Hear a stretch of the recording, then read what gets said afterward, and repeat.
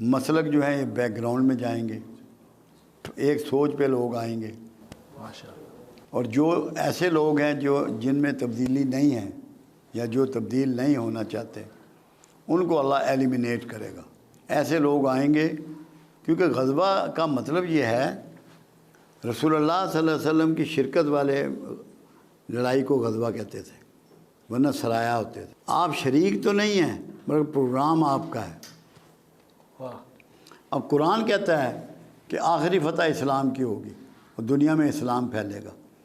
مرکز اس کا جو ہے وہ 3 ملک ہیں، جو میں نے اپنے اس میں پوائنٹ میں لکھا ہوا تھا۔ پاکستان، خراسان میں سارا افغانستان بھی آتا ہے، اور ترکستان۔ 3 ملک اس میں پورا حصہ لیں گے اور فتح یاب ہوں گے۔ اسرائیل کے نابود ہونے کا، بنو اسرائیل کے وقت قریب ہے۔ کہ سب سے پہلے یہ ہے کہ رسول اللہ صلی اللہ علیہ وسلم کا ایک فرمان مبارک ہے کہ سب سے بہتر زمانہ میرا، اس سے کم بہتر میرے اصحاب کا، اس سے کم بہتر تابعین کا، اس سے کم بہتر تبع تابعین کا، اس سے کم بہتر تبع تابعین کا۔ یہ 5 دور ہیں۔ اس کے بعد 6واں دور جب شروع ہوگا، یہ دور فتن ہوگا، جو قیامت تک بڑھتا ہی چلا جائے گا۔ دور فتن میں چلنے والے سے کھڑا ہوا، کھڑے ہوئے سے بیٹھا ہوا، بیٹھے ہوئے سے اپنے گھر میں دروازہ اندر سے بند کر لے، وہ محفوظ ہے۔ مگر دور فتن کی جو آپ نے تفصیلات بیان فرمائی ہیں، احادیث ہیں، ساری ترتیب ہے، مسلم میں ہے، بخاری میں ہے، بلکہ احادیث کا کوئی مجموعہ ایسا نہیں جس میں ان کا ذکر نہ ہو۔ خاص کر اولیاء مقبول جان نے ابھی ایک کتاب تھی حماد بن نعیم کی، وہ چھپوائی، وہ ہے دور فتن پہ، اس میں بھی یہ سارے ذکر موجود ہیں۔ جس کے مطابق جو میری فیلنگ ہے یا جو میں محسوس کر رہا ہوں، میرے ذہن میں ایک ترتیب اس کی بلٹ ہوئی ہے۔ کہاں سچ ہوتی ہے کہاں نہیں ہوتی، یہ تو مالک کا کام ہے۔ اپنا ارادہ بدل دے، اپنا پروگرام بدل دے، وہ تو مالک ہے۔ پہلے نمبر پہ جو اب واقعہ آپ دیکھیں گے وہ ہوگا ہر مجدون کی جنگ، جس کو آرمیگا ڈاؤن کہتے ہیں، جو ابھی فلسطین میں ہو رہا ہے، یہ بڑھے گی۔ اچھا، ہر مجدون ایک پہاڑی سلسلہ ہے، وہاں ابھی شروع نہیں ہوئی۔ جب وہاں ہوگی تو یہ ورلڈ وار ہوگی اور دنیا ساری اس سے تباہ ہوگی۔ ویسٹ کا تو نشان بھی نہیں بچے گا، بہت زیادہ دنیا میں تباہی مچے گی۔ اس کا نام ہے انگلش میں آرمیگا ڈاؤن، عربی میں اس کو ہر مجدون کہتے ہیں۔ یہ پہاڑی ایک جو میں جلدی دیکھ رہا ہوں، جس دور میں آپ اور میں رہ رہے ہیں۔ اس کے بعد ہے خروج دجال۔ 2 نشانیاں اس کی 3 پوری ہو چکی۔ مسلم کی حدیث ہے کہ دجال خراسان سے خروج کرے گا۔ خراسان یہ افغانستان وغیرہ، یہ سارا خراسان ہے، اور اس کی حمایت کرنے والے پچکی ہوئی ڈھال کے چہرے والے ہوں گے۔ شمالی اتحاد نے اس کی حمایت کی، جن کے جو پھینے ہوتے ہیں، جی بالکل جی، انہوں نے پچکی ہوئی ڈھال کے چہرے والے تھے، انہوں نے حمایت کی۔ وہ ایک ہاتھ سے آگ برسائے گا اور دوسرے ہاتھ سے اناج برسائے گا۔ کیا اس کے جہاز نے، وہ ایک ہی جہاز نے بم بھی گرائے اور ایک ہی جہاز نے آٹا اور گندم بھی گرائی جی، اور وہ فتح یاب ہوگا۔ پھر ایک اور علامت بتائی، وہ حیرانگی ہوتی ہے کہ 70,000 اصفہانی یہودی کالی ریشمی چادریں اوڑھنے والے دجال کے ساتھ خروج کریں گے۔ اصفہان میں سب سے زیادہ آبادی جیوز کی ہے، ان کی پارلیمنٹ کے ممبر بھی ہیں اور کالی ریشمی چادریں اوڑھتے ہیں۔ جی بالکل، لیکن میں آپ کو بتا رہا ہوں تاکہ اب یہ ہے خروج دجال کا زمانہ۔ جتنی نشانیاں ہیں نا، ابھی یہ سکے ختم ہو جائیں گے بالکل، یہ نوٹ کارڈ، کریڈٹ کارڈ چلے گا، تاکہ ایک آدمی آپ کے سارا فائنانس کو ایک لمحے میں روک لے۔ ایسے ہی جی، آپ کی زندگی کو ایسا کر دیا جائے گا کہ ایک آدمی آپ پہ رول کرے پوری دنیا میں، چاہے کرنسی ہو، چاہے موبائل ہو، چاہے کھانا پینا ہو، کچھ بھی ہو۔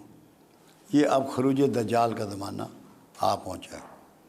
پھر ظہور مہدی ہے نزدیک، اس کے بعد پھر خاتمہ بنی اسرائیل ہے، جو ہر مجدون ہوگی نا، اس کے ساتھ ہی اسرائیلی ختم ہو جائیں گے۔ حدیث مبارکہ یہ ہے کوئی پتھر، کوئی اینٹ، کوئی درخت، کوئی سایہ ان کو پناہ نہ دے گا۔ صرف ایک درخت ہوگا زرکت کا، وہ اس کے پیچھے یہودی چھپ سکیں گے۔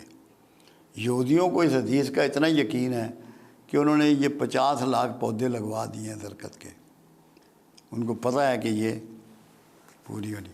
اس کے بعد ہے اسلام کے نشات ثانیہ، جس کے سٹارٹ 3 ملکوں سے ہوگا: ترکیہ، پاکستان، خراسان۔ پھر غزوہ ہند ہے کہ ہندوستان پہ یلغار ہوگی اور وہاں اسلام پھیلے گا، ہندو یا اسلام قبول کریں گے یا مارے جائیں گے۔ پھر نزول عیسیٰ ہے۔ نزول عیسیٰ جب ہوگا تو جو فوجیں غزوہ ہند لڑیں گی وہ جا کے شام میں عیسیٰ کی فوجوں سے جا ملیں گے۔ یہ تو جو ترتیب میں دیکھ رہا ہوں، محسوس کر رہا ہوں، پڑھتا ہوں، وہ ہے۔ پاکستانیوں میں بڑی چینج آئے گی، غربت یہاں کبھی نہیں ہوگی۔ ابھی بھی اگر کوئی یہ کہے کہ پاکستان غریب ہے یا لوگ غریب ہیں، اس سے بڑا جھوٹ کوئی نہیں، کیونکہ میں 1964 سے فگر نکالتا ہوں، جو کچھ ایک عام شہری کے پاس، ایک پاکستانی کے پاس سامان اور دیگر سہولتیں 64 میں تھی، اس سے 4 گنا سے 6 گنا ہیں اس کے پاس۔ جی بالکل ہے۔ صرف ہم ناشکرے ہو گئے ہیں، ہر وقت اللہ کے موسم کا، اللہ کے پھلوں کا، سبزیوں کا، گوشت کا، دودھ کا، انڈے کا، حکمرانوں کا شکوہ کرتے ہیں۔ یہ نہیں سوچتے، اب جیسے حکمران ہی ہیں، ہم یہ سمجھ رہے ہیں کہ یہ خود آ گئے یا ان کو فلاں ووٹوں نے بنا دیا۔ قرآن تو یہ نہیں کہتا۔ قرآن تو کہتا ہے جس کو چاہوں معزول کروں، جس کو چاہوں حکمرانی دوں۔ جب یہ فیصلہ اللہ کے پاس ہے تو ہمیں اللہ کے فیصلے سے ڈفر کرنے کی ضرورت کیوں ہوتی ہے؟ بالکل ٹھیک بات۔ ہمیں نہیں ہونی چاہیے، یہ بغاوت ہے اللہ سے۔ جب کملی والے کی ایک سٹیٹمنٹ موجود ہے، تم پر اگر ایک نک کٹا حبشی بھی حکمران بنا دیا جائے تو تم نے اس کی بھی فرما برداری کرنی ہے۔ نک کٹے حبشی کا لفظ میرے آقا لے رہے ہیں۔ تو اس لیے ہمارے ہاں جو جھوٹی بغاوت ہے نا، کہ ہر چیز کو برا کہنا، ہر چیز کی مخالفت کرنا، یہ جائز نہیں ہے، یہ نہیں کرنی۔ شکوہ نہیں، لوگ شکوہ چھوڑ دیں۔ میں یہ یقین سے آپ کو بتاؤں، یہ زمین آپ کو وہ خزانے اگلے گی جو کچھ سوچ نہیں سکتا۔ سونا، چاندی، تانبا، پیتل، پلیٹینم، گیس، پیٹرول، زمرد، یاقوت، سب اگلے گی۔ اللہ پہ شکوہ چھوڑ دیں، شکوے نے ہمیں ذلیل کر رکھا ہے۔ یہ جو کفار ہیں یا یہودی ہیں، غیر مسلم ہیں، تو وہ تو ان احادیث کو پوری طرح مانتے ہیں اور اس کے مطابق اپنی تیاری بھی کر رہے ہیں۔ بالکل مانتے ہیں وہ 100%۔ لیکن ہم بطور مسلمان اس پہ یقین ہی نہیں رکھتے ہیں۔ اور یار یہ نہیں بات، یقین سب کا ہے۔ جو مختلف مکاتب فکر پیدا ہو گئے ہیں نا، اور مسالک پیدا ہو گئے ہیں، انہوں نے ڈاؤٹ فل بنا دیا ان باتوں کو۔ اگر سب کی بات ایک ہی نکلے تو کیسے نہیں مانے گی؟ پوری امت مانے گی۔ پھر تمہاری ڈائریکشن سیدھی ہو جائے گی۔ اس لیے میں لوگوں کو کہتا ہوں کہ 2 چیزوں تک اپنے آپ کو محدود کر لو علم میں، قرآن تک اور صاحب قرآن تک۔ واہ واہ۔